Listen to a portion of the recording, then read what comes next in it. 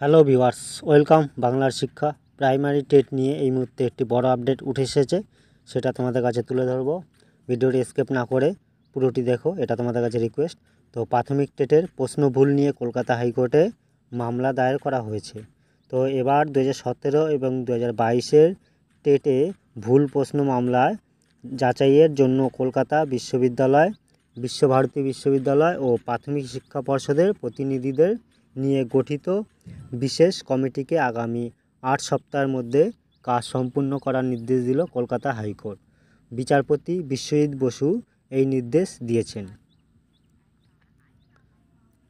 তো ভুল প্রশ্নের জন্য আবেদনকারীদের পর্যাপ্ত নম্বর দেওয়ার ও টেট উত্তীর্ণ হিসেবে গণ্য করার দাবিতে কলকাতা হাইকোর্টের বিচারপতি বিশ্বজিৎ বসুর দৃষ্টি আকর্ষণ করেন আইনজীবী ফিরদৌস শামীম।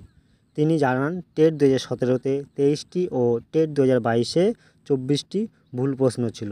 মামলা দায়ের অনুমতি দেন বিচারপতি বিশ্বজিৎ বসু।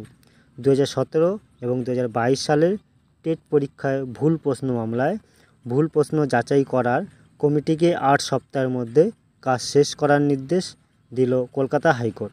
বিচারপতি বিশ্বজিৎ বসু কলকাতা বিশ্ববিদ্যালয়, বিশ্বভারতী ও প্রাথমিক শিক্ষা পর্ষদ দ্বারা নিযুক্ত বিশেষ কমিটিকে এই নির্দেশ দেন।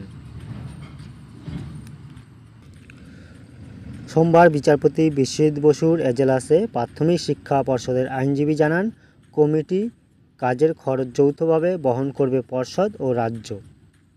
মামলাকারীদের অভিযোগ, পর্ষদের ভুলের জন্য চাকরি প্রার্থীদের খেসারত দিতে হচ্ছে। তো আবেদনকারীদের আইনজীবী ফিরদৌস শামীমের অভিযোগ, রাজ্য সরকারের ভুল প্রশ্নের জন্য খেসারত দিতে হচ্ছে চাকরি প্রার্থীদের, পর্যাপ্ত নম্বর দিয়ে তাদের নিয়োগ করা হোক। তো প্রাথমিক টেট 2017 ও 2022-এর প্রশ্নপত্রের ভুল প্রশ্নের সাপেক্ষে মামলা দায়ের করা হয় হাইকোর্টে। চাকরি প্রার্থীদের হয়ে মামলা লড়ছেন এখন আইনজীবী ফিরদৌস শামীম।